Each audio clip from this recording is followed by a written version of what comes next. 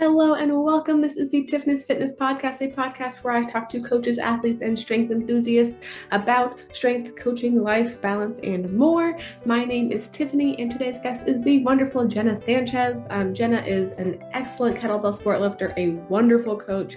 You can find her on the internet. Her coaching account is at Next Gen Training, along with some other socials. You can find her on everything. I'll link them all in the show notes. Today we got to talk a lot about kettlebell sport and deep diving into that, curating our playlists for training sessions and diet culture, and we talk about a lot of things. It's a really fun episode, so I will let you get to listening and I'll check back in with you at the end. Bye. I'm not good at yoga. I can't get into any freaking yoga class. I would love to take some restorative yoga classes. Do they exist at a time that I can do them? No. No, actually, I'm doing a course right now for like business stuff, and she's got like yoga classes that you can take like as like with her studio, with her course, and I haven't got to take any of them still, and I'm like, I really need to like hunker down, but I'm in like in the end of my program right now, so it's like I gotta finish the program and then I can I literally this time next week I will be done with my program, and at least it'll be like the last like actual workout, and then I'll like take a week off, and then I'll like test some stuff, and then I get to go like do whatever I want. I'll probably take a couple weeks to figure out what I'm doing next and do some yoga and some some random shit that doesn't fit into your normal programming because you have specific things that you care about more. Yes, it's hard. I have like all this fun stuff and I just don't have time to use it all. I understand. I have all kinds of equipment that never gets love. But I'm like, sorry, I like kettlebells more. I do. I mean, if you're not a kettlebell and you live in my garage, you're probably neglected. Do you work out at home mostly, or do you work out at the gym mostly? I prefer to work out at OKC, but it doesn't always work now that I'm doing like prime time fitness work. Yeah. So I mean, I would also prefer to work out at OKC. I mean, if you have access to OKC and Dennis and John and the amazing humans that go there, why would you not do that whenever you possibly can? I'm going to go there tonight, even though like it's, a 40-minute drive from my house. I'm going to go work out there because it's going to be more fun.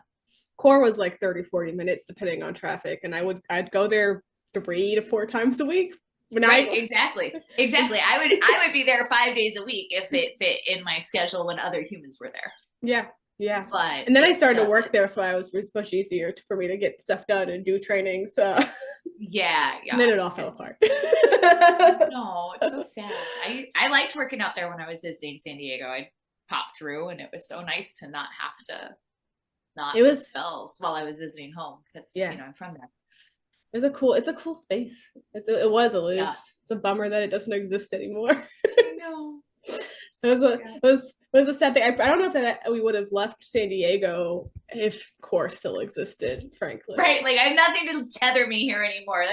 That's the thing. Like I'm basically like, well, we can't ever move because I need OKC in my life. It's high on the list of like priorities and the reason to live juice. Like if it ceased to exist, I don't know what I'd do with my life. Yeah. I mean, luckily it's like the kettlebell gym, so it's pretty solidly established, which is nice. Well, I had like a preview of what like most kettle lifters go through during COVID when we were like super shut down in California. And I was like, oh my God, no wonder everyone posts every set they do on the internet because it's the only way they feel like they're gonna make it, right? Like it's the only way to not feel like you're just suffering by yourself in your hot garage because it's the only way. I was like, holy shit, I don't know if I could do this without the people physically near me, at least sometimes. It's really hard. Yeah, I did. It's a whole different level of mental tenacity. Yeah. And I only like people I coach, they're all working and doing this at home. And I'm like, I promise you, once you get to like an actual competition with people, this is going to be so much easier. You've been training on hard mode the whole time. Once you get to a competition where people are like cheering for you live and not just me going, you're doing a good job over Zoom. It's great. I promise. Keep going. You're hitting your base. Like it's so much better to do it in a competition where you're like with people like who are all excited about you being there because that's what competition is for sport. Well, yeah. I mean, like, there's communal suffering's a thing. And I mean, that's why CrossFit's so popular. That's why Orange Theory is popular. You know, it bonds people in ways that trauma you can't bonding. explain. Like that's what we're are for, right? Like, I mean, look at Lacey, Jesus. It's totally a trauma bond, but it's also like that encouragement and that like competitive nature. Yeah, you're competing against yourself, but also like, I'm not gonna put these down until they put them down. You know what I mean? Like, and if you're wired that way, it promotes greatness in yourself and pushing you to levels that you wouldn't be able to accomplish on your own.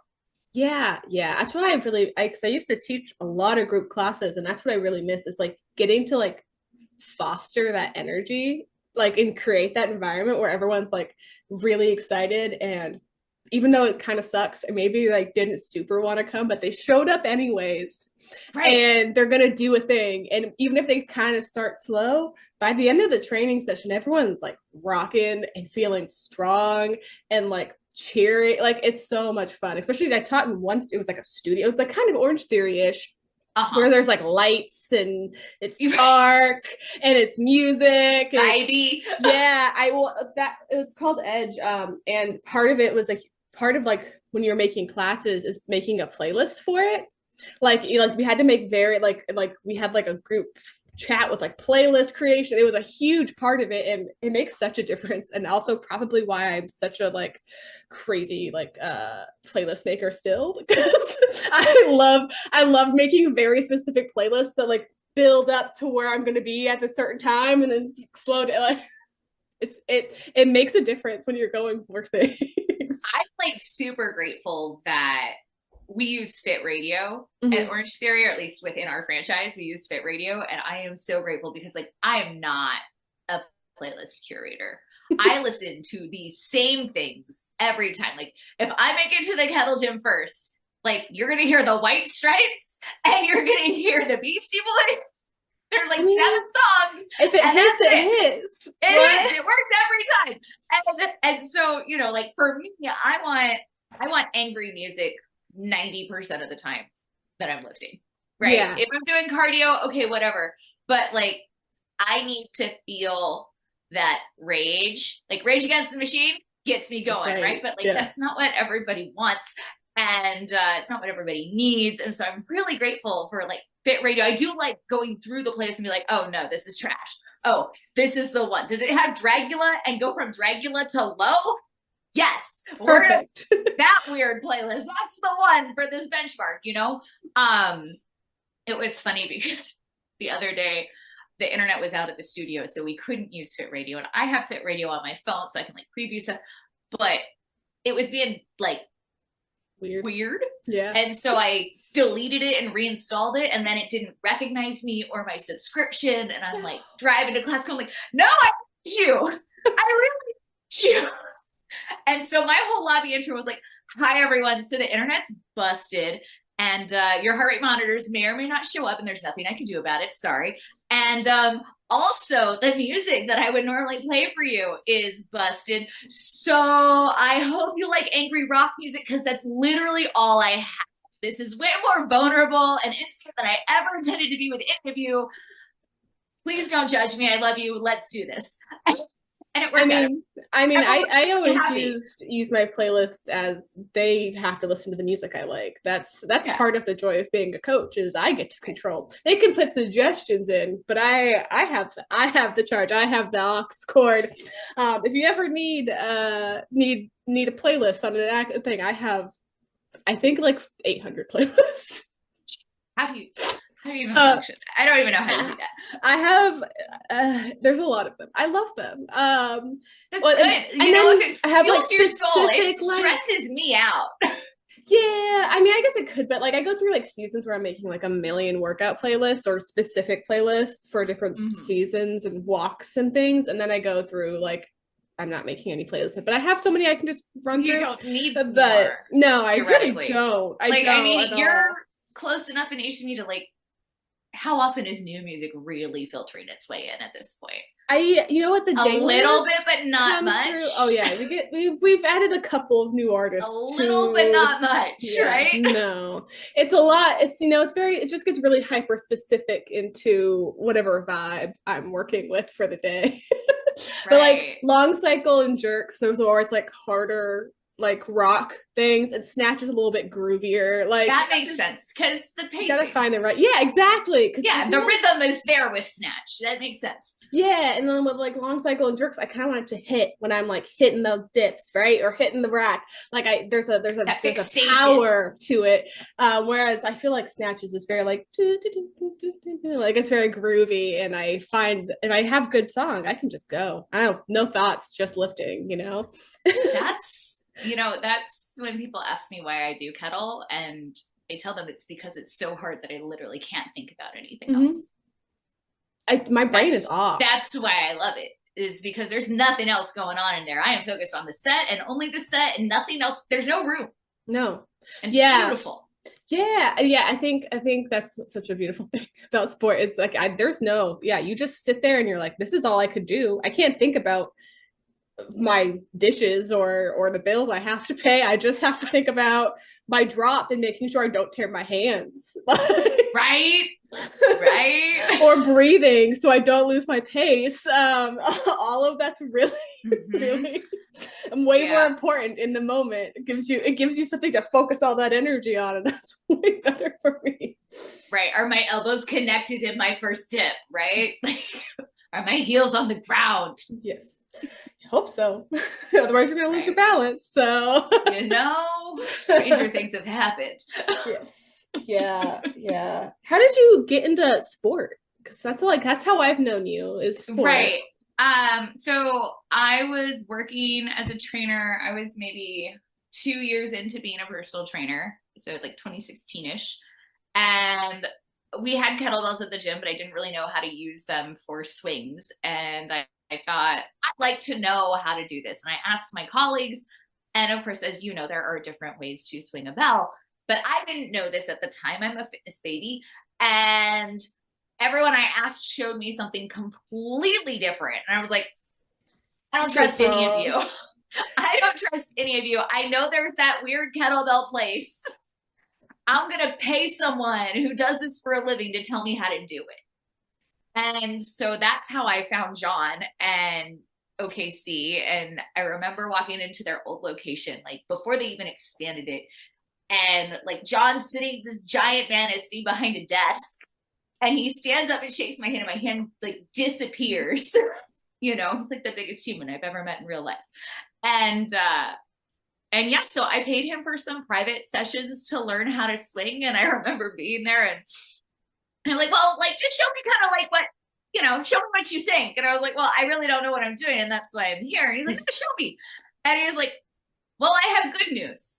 And I'm like, all like, okay, like, did I do it right? And he's like, you got a lot of room to grow. Yeah. I was like, oh, yeah, ouch. Okay, cool. You can't get any worse, so that's right. Right, exactly. But when I found out it was a sport, I was kind of like, wow, I miss sport.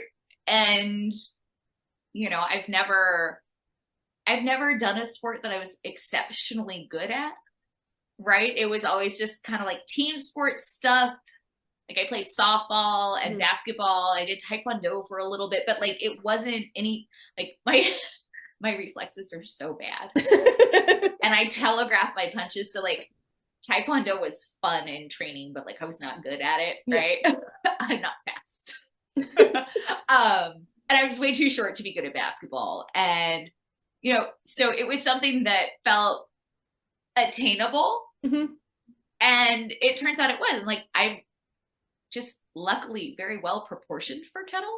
Mm-hmm. Like I can find rack very comfortably. I'm really mobile in my shoulders.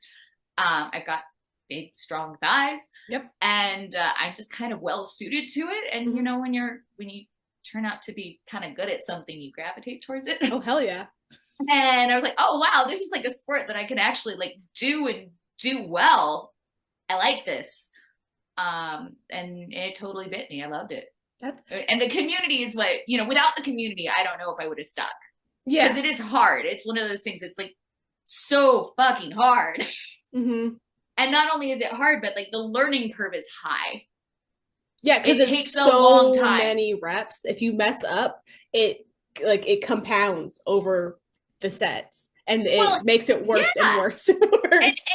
And it's figuring out like the things that won't tear your hands. Like the first few months, your hands are just like, people look at me like, what is that? And the bruises on your forearms, like people were looking at me like, are you okay at home?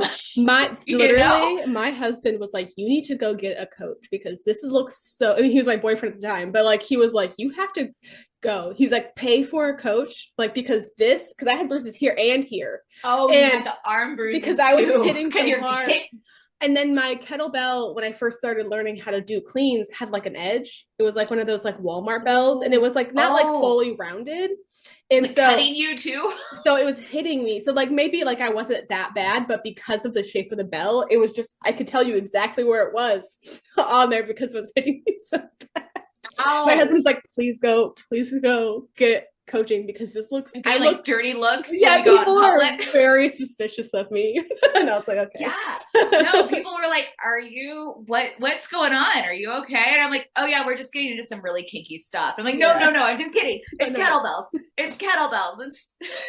And they're like, oh, okay, you're doing this. Why? And then it's like also my hands. Like right. He's like, do you work on the docks? What is going on?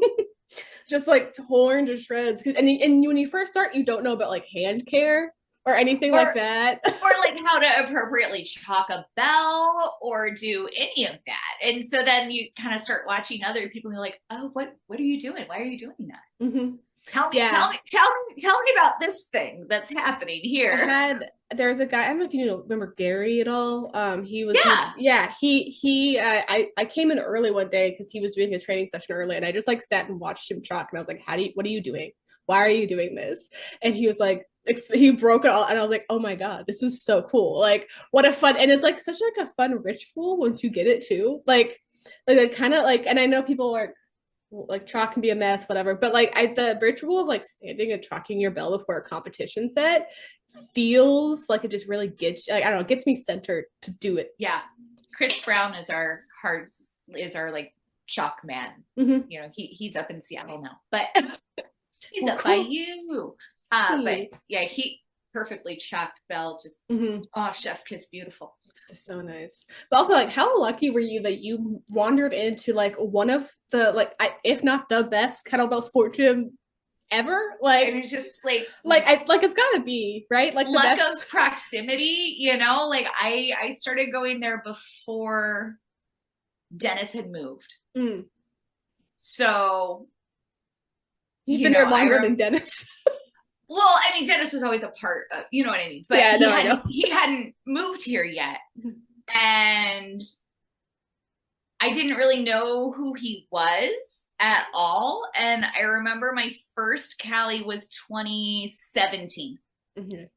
And that was still in Costa Mesa. It was a huge competition, like hundreds of people from all over the world. It was 3 days long, 10 platforms. It was crazy. I think my first Cali Open was 2018. Because I moved to San Diego in 2017. So my first competition was Deck the Bells in 2017. Okay. So I go down to this thing. I'm fairly new. I just barely trained enough to do the 12s. I don't know. I guess I had shoes, but no belt. And they're like, oh, Dennis is going to be there. You need to have him measure you for a belt. And I was like, okay, if you say so. Yeah. But I had no idea who he was. And then all of a sudden he was there and my coach, and I'm finding out that he's an 11-time world champion, absolute record holder. And it's just kind of luck of the draw that we have this amazing legend living here.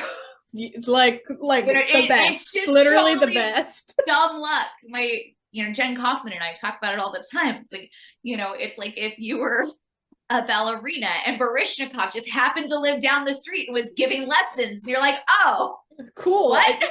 Really? It's that. And no one seems to get it. No. No, because our It's sport's so amazing. small. It's so niche. No one really knows like he's like one of the best athletes in the world. And no one knows. You're like, all right, I cool. mean, it's really incredible to get to watch a world-class athlete work out on a regular basis. Yeah. It's really incredible to see and to be a part of. It's super cool. I mean, as a fitness person, like even as a regular person, but as someone that's like invested their life into fitness, it's really gratifying. Into a sport super like so neat. specific. Like Right. And it's motivating as hell. You know, you're like, well, yeah, that's part of why I miss the in gym situation that I miss the most is like getting to be around people who are better than me. Because really absolutely. There's no one in this gym but me. And my husband's not out lifting me in sport. Bless him. He's not. So Luis isn't allowed to lift kettle. I mean, his back is janky anyway, but you know, everyone whenever he comes to a comp, they're like, "Oh, so when are you going to do this?" And he's like, "Oh, I'm not allowed." No. He's like, "This is her thing. I'm not allowed here." Like, I wouldn't want him I'm not allowed to be. I tried to get him into sport at one point when I first started, but it was when my hands were like disgusting, and he was like, no, thank you. And then he was going to school for massage therapy. So he was like, I am touching people. Like, that is super gross. I can't do that with open wounds. So gross. And I was like, valid. Lumps of flesh missing from my hands. Well, like also like using oils and things. Like, he's like, that's gross. I'm not doing that. It's all you. I will support you. I'll let you buy all the bells and equipment that you possibly could dream of. But I'm not touching it. He'll do like a Murph with me, like the kettlebell Murph, and that's about as far as he goes. Yeah. He's like, I don't need any of that. I'm good. Your hands are gross. My hands don't get like that anymore. No, but when you first start and you're like death gripping the handle and you're muscling every rep, your hands get disgusting. Yeah, I mean, you don't know how to let go of the bell to transition. No. You know, move through the window. You're cheese grating your hand. Oh my god, because you're also not taking care of the handle. Like, so you haven't like sanded. Oh yeah. I mean, luckily it was not so like the handles were relatively okay at core because everyone was using them, so people were sanding them down regularly. But man, my hands were rough. But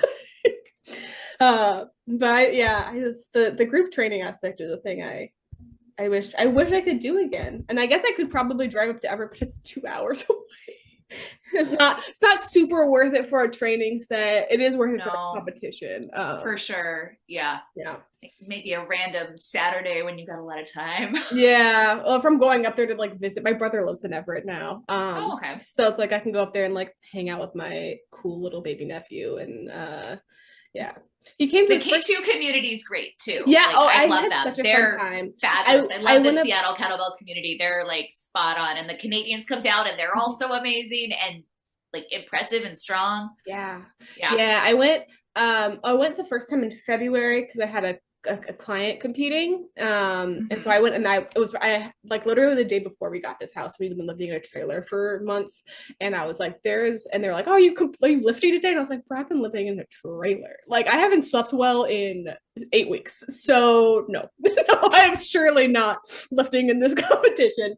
Doug, we have one in May. You have to come to that one. And I was like, I will train for a competition in May, but the energy there is so fun. And like I said, kettlebell competitions are such a special environment because no one wants you to fail. Like everyone wants you to do so good because we all know how hard it is to be on that platform. We all know how hard it is to do a 10-minute set at any weight. And any lift, we all are aware like this is hard as hell. So if anybody's up there doing it, we're all like, yeah, get it, yeah, one more rep. Like it's such a fun environment. And so like I have clients who've not gotten to compete in person. And I was like, I promise you, doing the online comps is great, and it's a fun way to like get comps under your belt. But getting to go in person is such a cool experience, and it just changes it, and it makes you so excited to keep going. Like, well, and truly. It's invaluable feedback too, like having a judge live in front of you, like telling you to fix your lockout, you know, or fixate. Yeah, fixate. It's important, and it makes you a better lifter. I think a lot of people, especially when they're new, they come to a comp and they've been training by themselves, which power to them, but they have no feedback, right? Mm-hmm. And so to get that feedback, I mean, obviously your clients have you, and that's different. Yeah. They know. They send me so many videos. But like the people that train by themselves, right? They don't know. And if they don't have that feedback, they're going to keep training without that good form until someone checks them. Yeah. Right. And then it's hard to fix. Yeah. After that many reps in that whole cycle, it's hard to fix. So it's so important to, I think, get a comp in relatively early, even if you don't think you're ready, like just to go and do it, be okay. Like if I drop them, I drop them. It happens. Failure happens. Like it's all part of the process. It does. And it builds character, whether you want it or not. It's like failure is just like it's part of the process. Like you're not gonna win every set. It's just like that's just life. You're not gonna win every workout, but also like when you fail, you get to learn like, wait, what did I do wrong?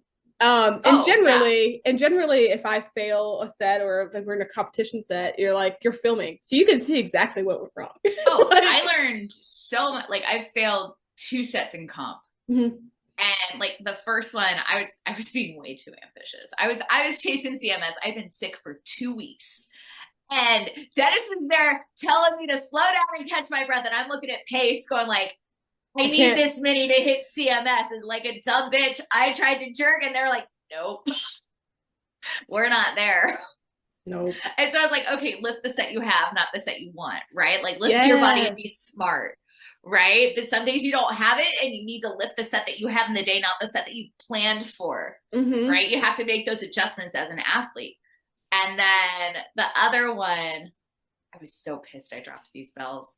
I'm always so mad if something goes wrong. I'm always like, it's all part of the process, but also I'm fucking pissed about it. Like, there's like 6 platforms, right? Yeah. All 20s. We're lifting 20s for long cycle. I'm the only chick up there. You're amazing. I hear other people drop, and I'm like, all right, that's too bad for them. Keep going. And it, like, I was losing my insertion on the right side, and on the way down, the bell fell off my arm, and I lost it like 7 minutes-ish, like, and maybe 2.5 minutes left. And I was so pissed. And John's like, how angry were you just then? He's like, you looked pissed. I'm like, I was so fucking angry. But I learned that I was rotating a little bit to get into the top rather than going straight up. I've got the mobility to go straight up. Yeah. And it was that rotation out of the top that flew the bell that wasn't perfectly inserted off my forearm. And so I cleaned that up, and I don't do that now. Perfect. But I was so mad. I was trying to represent so hard. And then I dropped the belt. I was like, oh. Especially like I always get really mad when it's like before that 8.5 minute mark, like that 6.5 to 8.5 is like the most annoying, because you're like, I just have to get through this terrible chunk, and then it's like home free. Is my downfall. Like I think a 7-minute set is so much harder than a 10-minute set. Harder. Like mentally, if I hit 7, I know that I can finish. Right, but getting to 7, like the first 1 to 2 minutes of a set are like, fuck, this is going to take forever. Yeah. Like, I have so much time left. Why did I decide to do this at all? And then, like, what is wrong with me? Why did I sign up for this? It's already so hot. That's about minute 3 for me. Minute 1 and 2, I'm like, this is great. But then you settle into it, and you're like, okay, all right. And then you hit, like, minutes 5 to 7, and you're like, oh God, we're only halfway there. I think I can do this, but it's getting, yeah. And then once you hit 7, you're like, it's only 3 minutes. I've already done 7 minutes of this shit. I can keep going. I can fucking do anything. I've already done 7 minutes of this. But getting to that minute 7 for me is crucial. Through minute 7. Like I can't. Yeah. I think because the problem with like a 6 and 7 minute set is that it's all hard. There's none of the fun.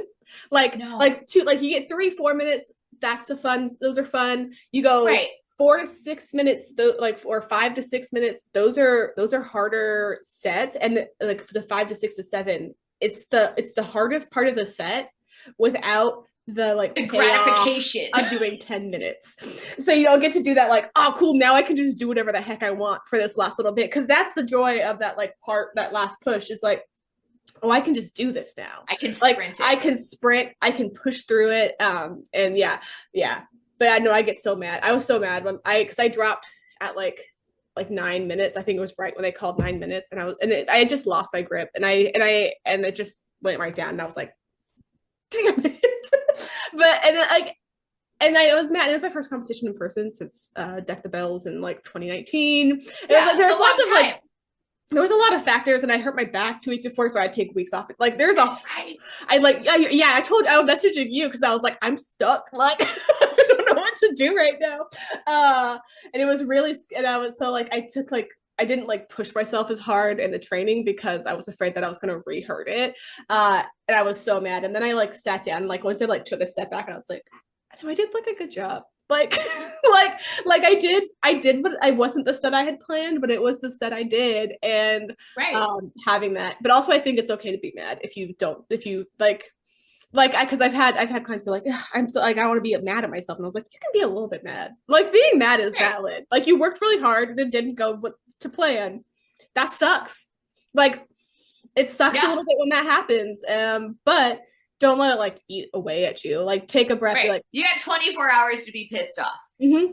Yeah, and then you go, okay, well now what do we do? Or now we get to mess around for a little while because there's however many months before our next competition. Right. Have some fun, reset, do some ladders where you could just make stupid and heavy. Like and then it's like, okay, what's next? Yeah. Right. All right. We tried that thing. Mm-hmm. Are we going to do the same thing better next time? Or are we going to shift gears for a little bit, get it out of our head? Right. Mm-hmm. Like what's the move? Let's plan. Yeah. I think that's also where like having a coach is also really helpful to like give you that perspective. God, yes. like to be like, no, you have to take a step back. It's okay. Like be pissed, whatever. But like if you keep thinking about it and you don't have that other person to be like, stop. It's okay. It'll just eat away at you and sit in your mind forever. At least that's how my brain works. What? You hyperfixate too? No way. Someone that's into a super specific technical niche sport also hyperfixates? And then I got into another super specific technical lift, like your bed presses. I didn't pick anything normal. Everything's so specific, and like all of my. You know the most fun I have about that though, because like I don't do a lot of conventional lifting anymore. Like it's all like GPP, and so it's light, and you know not what normal people do. And it's a lot of volume because we're trying to train for a sport. Right. And so it's funny because you know people will see videos or something. They'll be like, "Oh, you're really strong." I'm like, in very specific, strange, weird ways. Yes. Like you can probably deadlift more than I can. Yeah. But can you deadlift as many times as I can? No. You definitely can't snatch as many times as I can, or long cycle. They might be able to beat me on snatch. Snatch is not my lift. Long cycle. Long cycle, jerk, bring it. You know, I feel like you could snatch. I feel like I've seen you snatch before. No. I've only done like a full biathlon training really one time through with the 16s. That's interesting. And that's fair though. I don't like long cycle that much. Well, there's a few components to that, but one, like biathlon training just takes so much time. It kicks your ass. It's a time suck, and yeah. It's what's a time suck, and time. It takes a lot of energy. Like if you're training one thing, because I tried to do I did a Jingle Bells, the Georgia comp. I did a biathlon training for that, and I was also trying to bench press train. And I know that's the right face to make. Like I was so tight, like I couldn't fit. And like I am a coach. Like these are things that I should have recognized very early. You totally know this in your brain, but your heart is different. And also I was trying to do like a bench press. I was doing bench press, snatch, run, bent press, lift, juggle. Like it was so much, and I was just like fatigued. Like I couldn't like, and then I was talking to Dan, who's like my like bent press mentor, and I was like, I don't understand. He's like, you gotta stop bent pressing. Like he's like my bent press guy. He's like, stop it. Like you if you're training for a competition for sport, just what do are you sport. doing?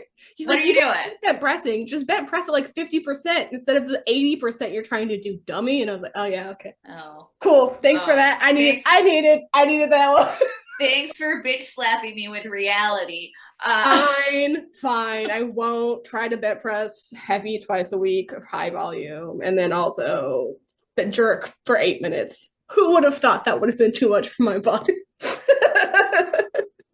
Yeah, and I think part of the biathlon struggle for me is like, yeah, the time, but also like I jerk pretty well. Mm-hmm. Jerk's kind of like, I'm probably better at jerk than I am at long cycle, but no one does just jerk, right? Yeah. It kind of comes in pairs, especially like when you train with Dennis. Dennis is like, no, like do both. You train biathlon, and you're just like, oh, I don't want okay, all right, God of Kettle, I will do what you say. So by the time I would finish jerk, because I go hard on jerk because I like it, and I'm good, and you get like excited, and I wasn't holding back enough to try and do the lift I'm bad at well. Yeah.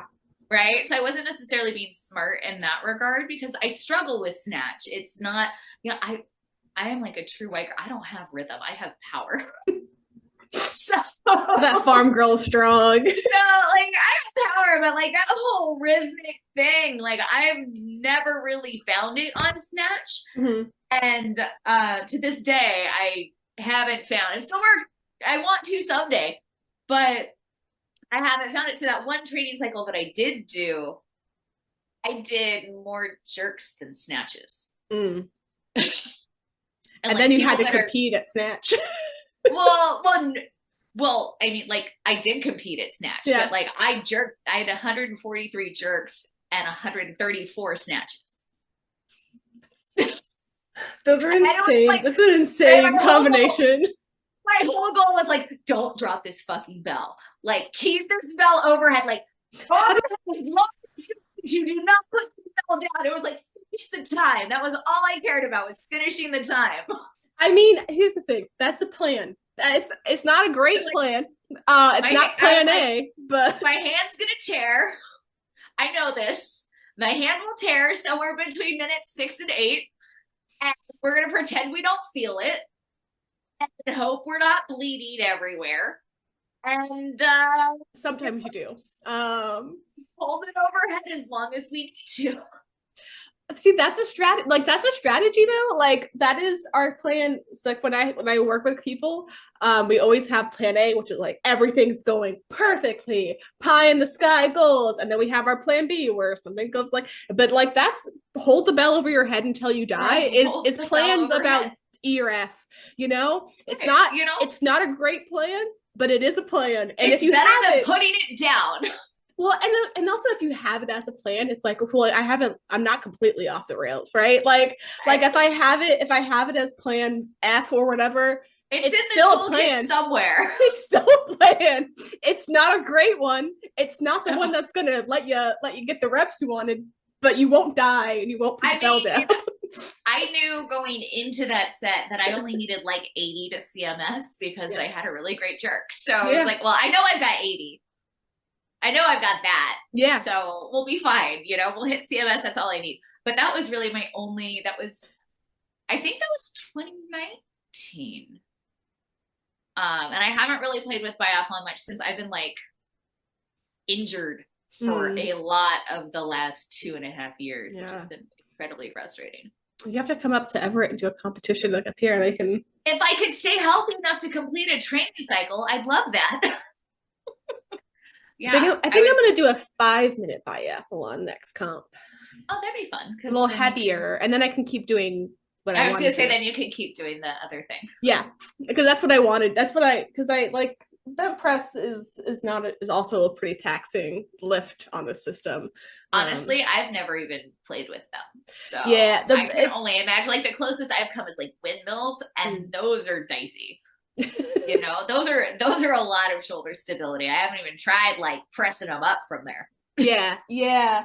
So it's in the with the barbell, especially, that's what I'm mostly doing. Yeah, Yeah. it kind of wipes you out if you don't train it smart. So I was brainstorming with my husband, who was like, I don't have any feedback for you on this whatsoever, and I was like, I think what I could do, and he's like, great plan.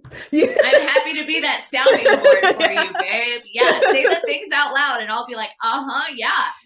He knows a lot about everything, but also doesn't know anything that I'm talking about. Yeah, that sounds right. I mean, we love our husbands. Yeah, I mean, it's funny because Luis is like an active person, but he like, you know, like when he would come to class, I remember when we were dating, we both had 24-hour fitness memberships. So we decided to take this spin class, right? And he rolls in late. I saved him a bike. He's embarrassed me because I've told people they can't have this bike, right? He rolled in late. He hops on and he's just completely doing whatever he wants the whole class long, doing nothing the instructor says. And I was like, why did you even come to this class if you're not going to listen to what they say? He's like, well, I get a better workout. This. I'm like, but they're okay. Yeah, I don't. Okay.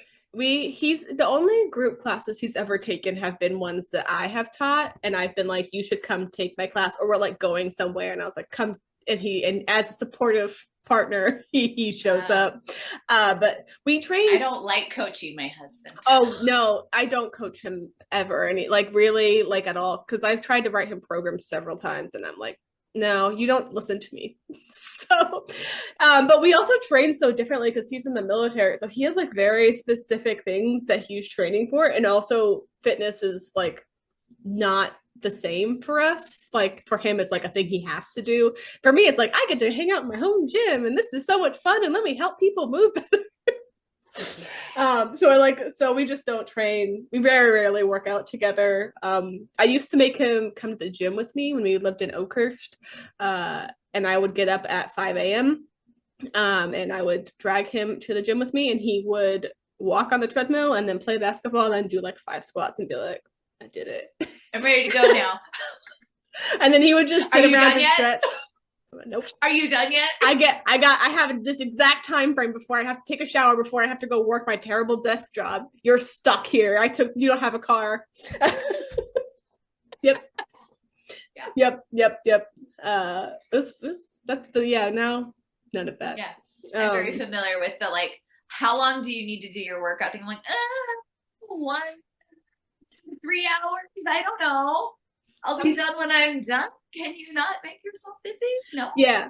It's always like, well, and like now, because I just like go outside and juggle or come back here. He's like, how long should I expect to not see you anymore? If I'm juggling, I was like, it could be 30 minutes, it could be 3 hours. There's really depends no way on how it's going.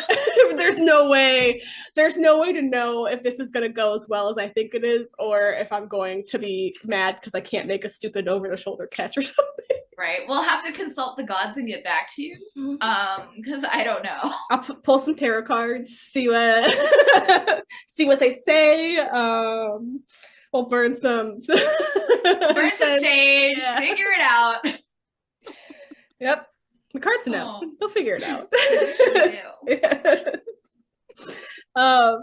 We wanted to talk a little bit about like diet culture. So and how it's trash. Yeah. Let's talk about that. Let's start a rant. Let's just go for it. Oh God. I mean, it's so fun because like, all right, so okay. One of the biggest concerns I had of like going back into like a public fitness space was going to be like the inundation of diet culture just everywhere. And I've been pleasantly surprised with like how it hasn't been the toxic cesspool I thought it would be. Yeah. But I am seeing, because like the people that train with me, they look at my website, they're like, oh, she's different. I like that about her. And they choose me. Right? Yeah. As opposed to like, you know, they know going in, I'm like, yeah, diets are bullshit. Don't do that. It's icky and makes you unhappy. Food is important for many reasons. It's not just fuel. but going into a space where people like expect their coach to like never eat a cookie and stuff is just right. Is interesting, and it's nice to be able to be that example of someone who is dedicated to their fitness that also is like, yeah, give me that cake. Yeah. Also, I'm gonna go get donuts. Like, right, exactly. But also, I'm gonna eat a vegetable and hit my protein goals. Like, exactly. You can like, do both. You don't have to do just one thing. Like, you can want to eat like healthy and like fuel your body and eat the protein, but also not like make all of that about becoming a smaller person. Right. And it's interesting as someone who like used to exercise, yeah, because I would like sports and stuff, but like my real reason I got into like working with a personal trainer is so dumb and embarrassing. But I got dumped and I was going to revenge body myself. Like that was my plan at like 25. That was my naive, stupid, horrible, like, I mean, it got you in the my gym, body though. plan. It did. It absolutely did. But like it took years to undo like the whole concept, or even just to understand that like there was absolutely nothing wrong with the body I had. Yeah. Right. Like if I look at the pictures of the bad, quote unquote, bad, horrible body that I had, that I was like, who the fuck was like, what? Seriously? Like you're fine. Like girl, told you that everything was fine. And instead everyone was like, yeah, no, you should probably lose 10 pounds. You know what I mean? But like I grew up in the 90s, right? Like I was born in 1985. I grew up in the 90s, like through the low-rise jeans and all of that, right? So, it gets in there. And, I grew up with my mother doing Weight Watchers and constantly trying to be smaller. Oh my God, there are so many. My mom did every diet. We did Atkins. She took me to Weight Watchers meetings. Herbalife?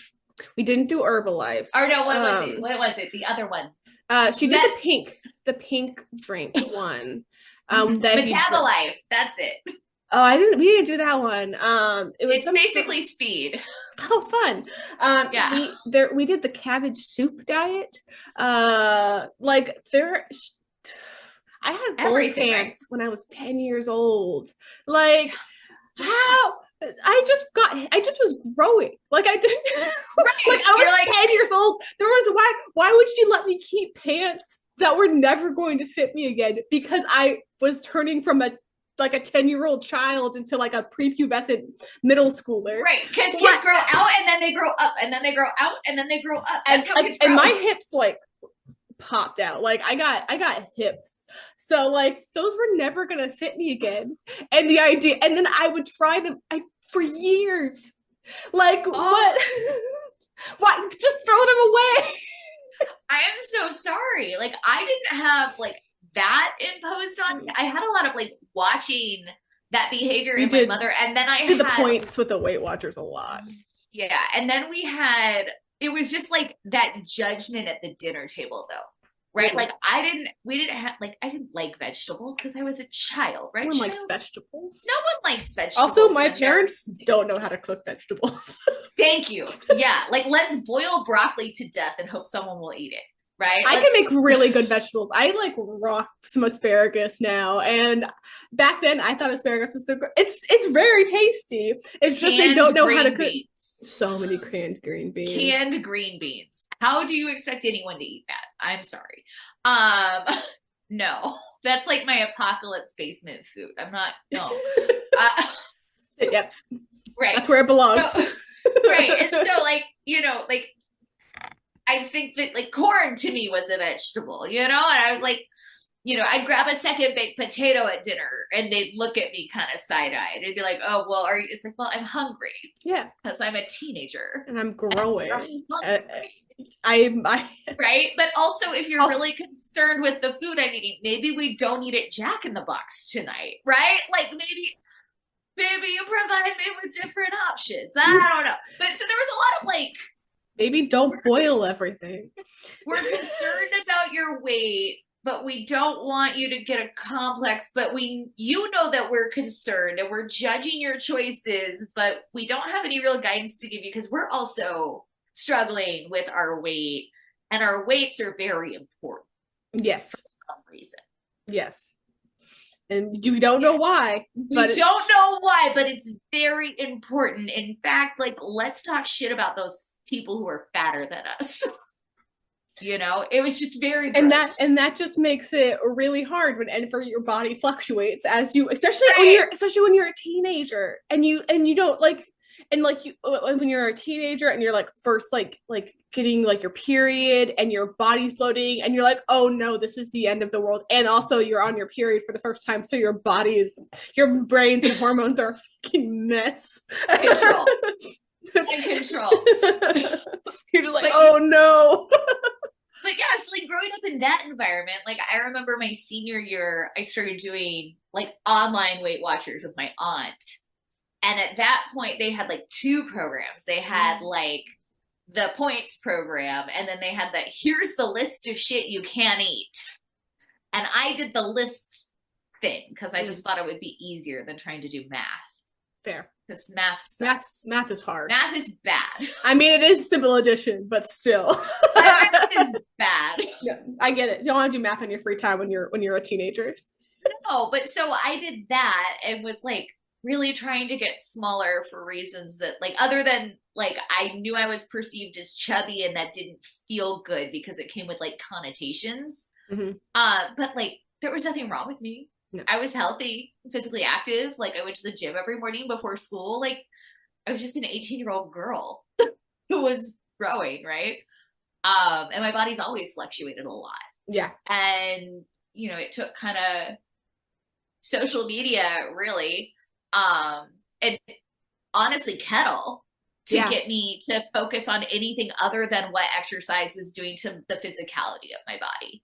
Like it was always a means to control. Not in like a disordered way. It was like, I like this and I hope that someday it will equate to this other thing. Yeah. Right. But once I started lifting Kettle, it was kind of just like, I want to get good at this and I want to be strong. And that's why I'm doing it. And in order to get strong, I have to eat and I have to fuel my body. Yeah. I had the same like experience coming because I was an athlete growing up. I played soccer in college and things. So like there's always like this aspect of fueling, but even when I was in college, there was like we were not allowed to eat anything sweet. We're not allowed to have any sort of desserts, fries, like everything got cut at like it was like a thing that we were supposed to like check in about, which, you know, gives you a little bit of a complex when you're 19 years old. This is not great. And then once I got out of that, and you know, gained weight and blah blah blah, and then lost weight, and then when I found sport, I had the same like I was like still in that like I gotta be small, I gotta shrink mindset, but sport really helped me to like reframe like, okay, I have to like I can't just come here unfueled. I'm not going to be able to finish 9 minutes if I don't have food in my body. Right. It's like you won't make it. No, you need to have energy. You need calories in order to function. You need carbs. You need carbs to make your body function. Carbs are so important. I wish everyone just understood that they should eat carbs and enjoy the fact that their body needs them because they're so yummy and they're so good for you. Yeah.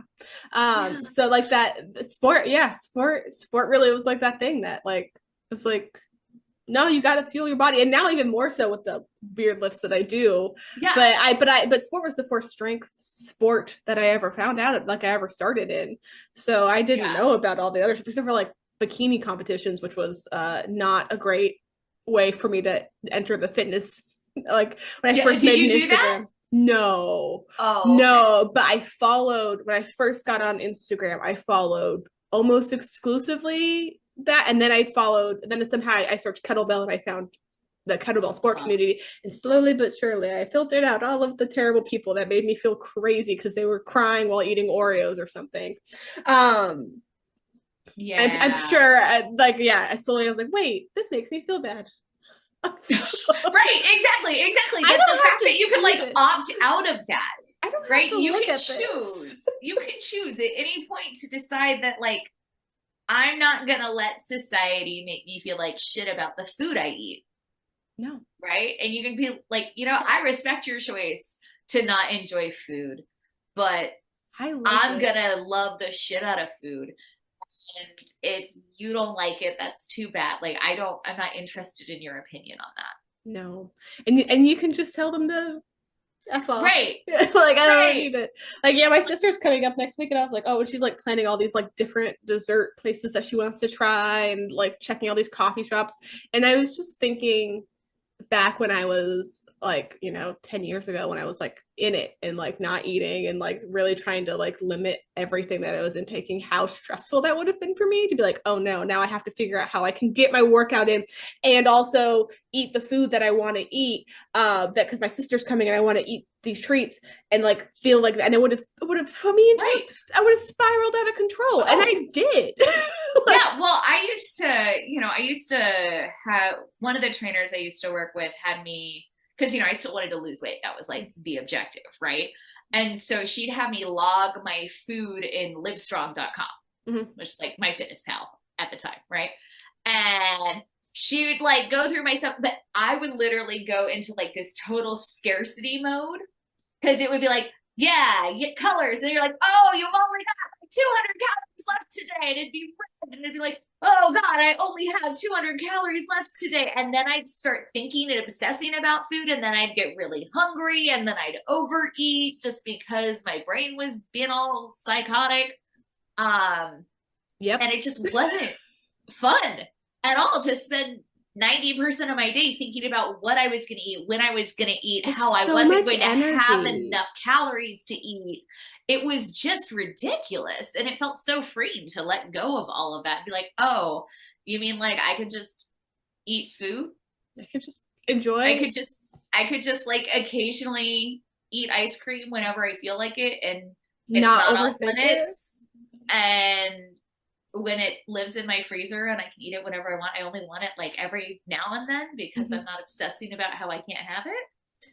That's cool. I have a little thing of candy in my door of my fridge of like random candies, just so I can have a little sweet treat whenever. And frankly, it's not every day. Like it's not, it's like, sometimes after dinner, you're like, I just want a little something chocolate. And now I have that, and I don't have to be like, oh, I have to go, like, I don't have to like overthink it. And it's not like a whole thing that my brain has to like justify. It's just food. But because I did my fitness pal for a really long time. And the thing with those is it's always like you're trying to eat under however many calories they allot you. And if you go Which over, is like, they default to like 1,200 every time. Like, that's the legal limit of what I can tell you to do without you suing me for like not providing you appropriate nutrition. It's, yeah. Well, and then I was eating 1,200 calories, less than 1,200 calories. And then I was running, because at that point I was running. So I was running 4 to 8 miles a day. And then also eating 1,200 calories. Yeah, your body's just starving. Totally chill. And then I was tired and I was hurting. Like, why? Who would have known? Maybe because I wasn't eating anything to fuel my body. It's not good. And now, like, my sister's coming and I'm not stressed about it. Like, I mean, I have other things I'm stressed about because I have a bunch of work things to get done. But that's different. But like now it's like, I'm not going to really work out when she's here. Maybe at all, probably. And I'm not gonna stress about missing training, which was also a thing that I was really stressed about. And we're gonna go eat food, and it's probably gonna be a little bit richer and a little bit sweeter and a little bit sugarier than I typically eat, and it's okay. Food is social, and food is more than community. Yes, and what's crazy too is like when those moments happen, like when you go on vacation, you're like, oh, I'm eating all the things. Like, you come home and you're like, man, I can't wait to make some fucking broccoli. Broccoli sounds so good. Yeah. Well, like I came back from some trip. I was like visiting my family, and like the first thing I did, I was like, we need to go get me like a fruit bowl. Like I just want I just want fruit so badly. We just ate nothing good. I just want to eat or nothing nutritious. And it was all like, snacky. I was like, I just want fruit. I just want to eat. I just want I just want some vitamins. Can I just get a salad? Like Yeah. I feel like I just need a salad with some like steak or chicken or something. Yep.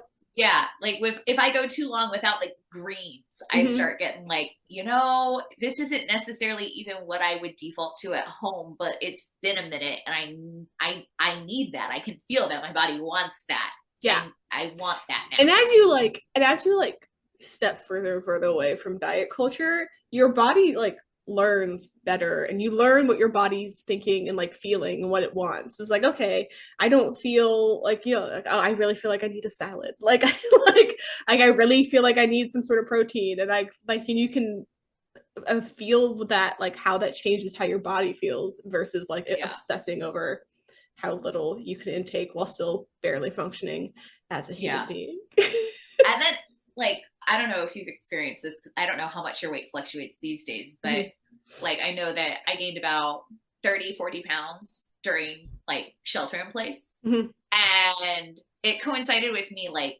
quitting my gym job to do my personal training business. And so it got just a lot more sedentary lifestyle anyway. And that, and like, I was definitely baking cookies to like survive. Yes. Like, I don't know what's happening. But started making bread from scratch. I did not do that. I'm not that talented. But I did make lots of cookies. And I ate almost all of them myself. Luis doesn't really. So anyway, I gained some weight. And then I started working at Orange Theory. And it turns out that like I was kind of accepting that this is just the size I am now. And the only time I was really struggling with it was like when I was looking at myself in photos, because like I don't recognize that person. I know that's me, and it's it's hard to disconnect from that mentally.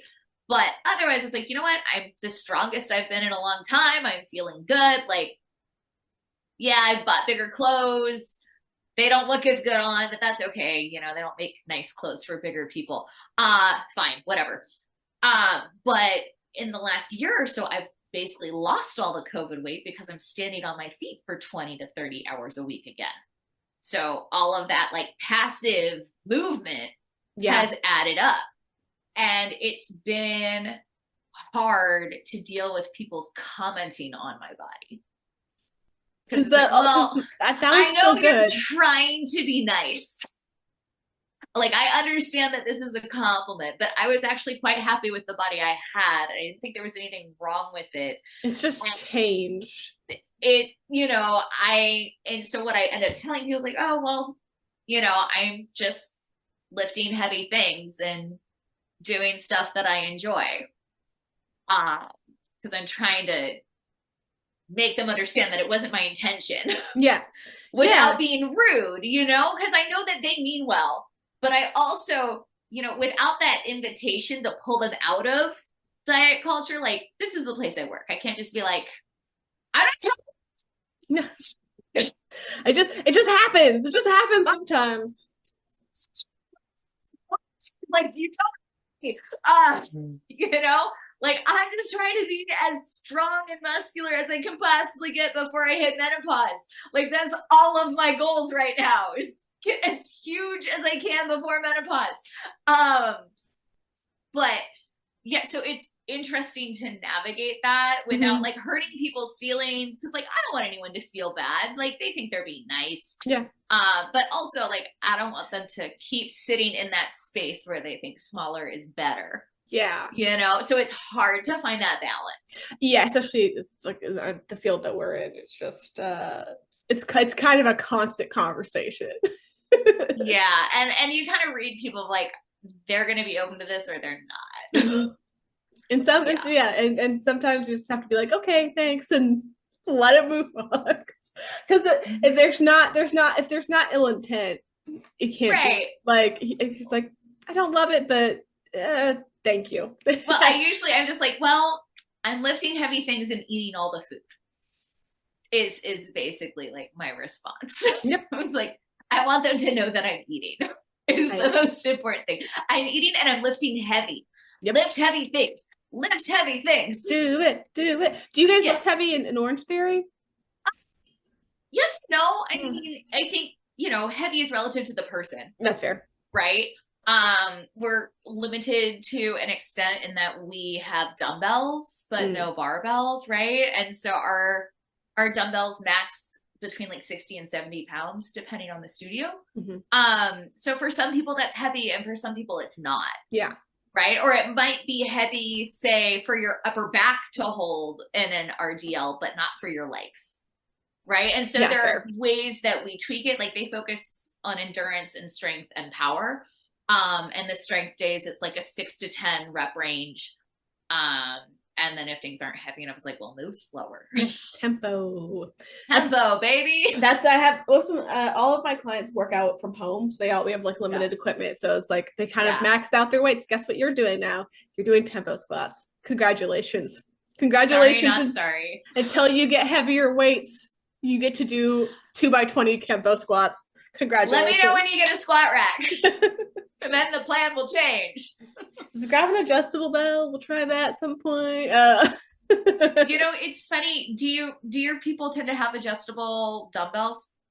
No one has dumbbells really. It's all, I mostly work with kettlebells, and then I have a couple people who have a barbell. Okay.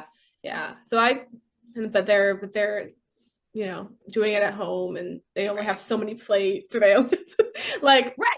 For sure. That's the life we live in our home gym life, which is it's fun to like navigate that. Be like, okay, you only have one bell because you're going on a vacation. How do we make this still be an effective week that will help you get closer to your goals? And then they get to like tinker around with my plans to make it all work. Do you ever, when they travel, do you make them do stuff with towels? No, like towel deadlifts and stuff. I haven't. Well, it's a good one. I will keep that one logged away. Kelsey's gonna listen to it. I know she's going on a trip, and she'll be like, "God damn it, Jenna! I don't like that Jenna." she's about to go. I'm about to like, because she just has to do a surprise trip, and I was like, guess what? She's like, I have to do this. I only have this what I can bring, and I was like, okay, I'll modify. Guess what you're getting now, though this will come out after her trip. So she won't even know. Later though. She's like, Jenna girl's dead to me. Know. I mean, that time under tension, like towels are everywhere. You can always get a towel, right? Like getting a little bit of external rotation, like an overhead press into a lat pull, like move like you're going through quicksand. They're brutal.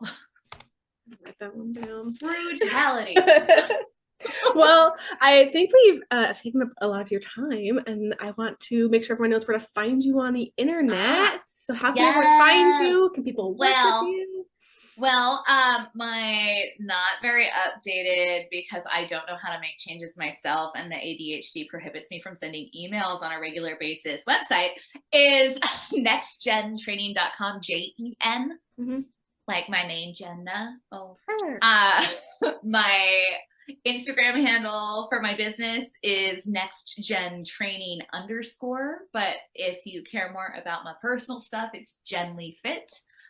And yeah, I mean, what I'm doing with people these days, I do have clients that I train online. I have some clients I write programs for. I train people in person. I work at Orange Theory. And then I am also there's so many ways that they can work with There's so many ways. I also am certified through Precision Nutrition, and have been doing like kind of like an unfuck your relationship with food program with people, which is great. Like just kind of teaching them how to, in a way that makes them feel better, and how to not feel like garbage just because they're putting things in their mouth. So yeah, it's kind of like unlearn diet culture, but also learn nutrition. Feel your body well, but also don't stress it out. But also so much. Don't freak out. It's not that important. It's okay. It's all going to be okay. Promise. Yeah, exactly. Like, don't stress about it. It's not as hard as everyone makes it seem. Yay. Yeah, just eat protein and feel your body, please. Get enough sleep. Please. That's the biggest thing. And no one sleeps anymore. It's like, I feel like crap. How much have you slept? Yep. I think I know what the problem is. Did you get 3 hours of sleep so you could wake up at 5 a.m. and do a workout? Maybe don't do the workout. Maybe just sleep.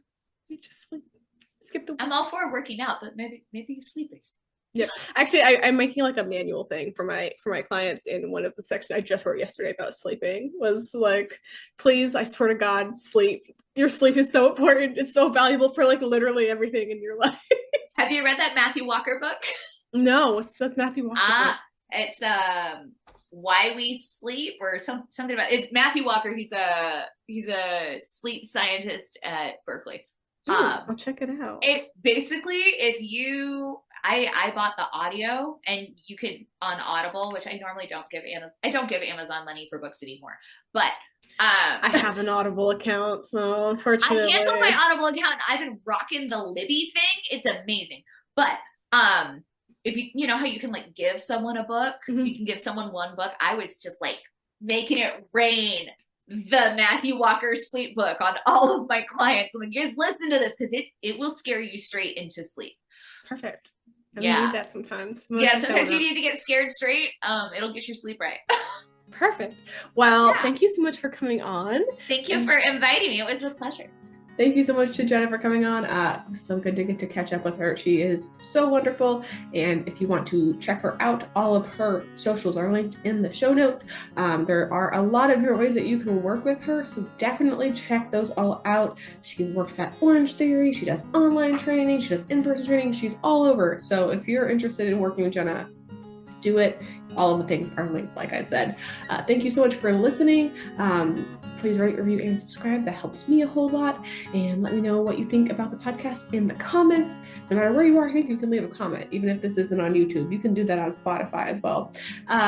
And today is the last day that you'll be able to buy my first month introductory special, which is 4 weeks of custom programming along with an intro, intake, an assessment session, plus 3 more sessions. So you get 4 sessions, 4 weeks of programming for a really sweet price, $3.99. So go check that out. It will be gone by the end of the day that this gets shared. So if that sounds like a good deal to you, I would love to work with you.